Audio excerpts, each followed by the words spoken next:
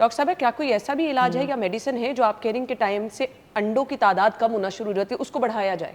Life style ہی ہے نا جس کی ابھی ہم نے بیٹھتے ہی ڈسکشن شروع کی ہے. ہر چیز ہمارے لائف سٹائل سے ڈپینڈنٹ ہے. ہمارے پاس اب آج کل ایسی بچیاں بھی آ رہی ہیں ویری ینگ کڈس اور ان کے ایگز ختم ہو گئے. اچھا. سو ملٹا فیکٹورل ہے. یس کسی ایک چیز کو ہم نہیں ایسے اتنے سویئر کیسز میں کہہ سکتے کہ جی جسٹ بیکاز اس کا لائف سٹائل اچھا نہیں ہے تو اس کے انڈے بالکل ختم ہو گئے.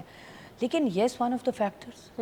باقی جینیٹک بھی ہو سکتا ہے, باڈی میں میوٹیشنز بھی ہو جاتی ہیں, اووریز ڈیمیج ہو جاتی ہیں ان میوٹیشنز کی وجہ سے, اور اسی طرح اسپرم بھی ہیں. اتنا کامن ہو گیا ہے کہ ہمارے پاس بچے آ رہے ہیں جن کے اسپرم زیرو ہیں.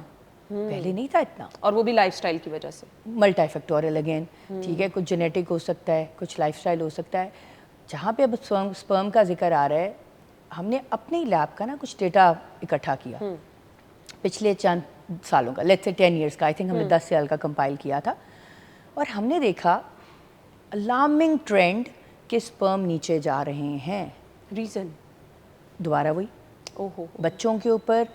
ایک تو وہی بات, اب میرے پاس بچے آتے ہیں نا ایز اے کپل آتے ہیں تو میں دونوں سے پوچھتی ہوں, یہ جیسے جو میں نے لائف سٹائل کی باتیں کی میں دونوں سے پوچھتی ہوں, دونوں کی ایکسرسائز کی کوئی روٹین ہے, دونوں کا اسٹریس لیول کیا ہے.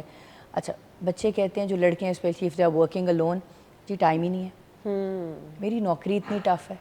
اب ہمارے بچوں کے اوپر لڑکوں کے اوپر کیا پریشر آ گیا, مہنگائی کی وجہ سے they are working really hard which is not required. Body کو ریسٹ بھی چاہیے.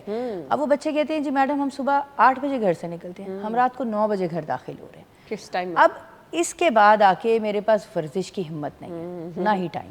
اب میں اس کو کیا کہوں, اس کی تو نیند ہی نہیں پوری ہو رہی بچے کی.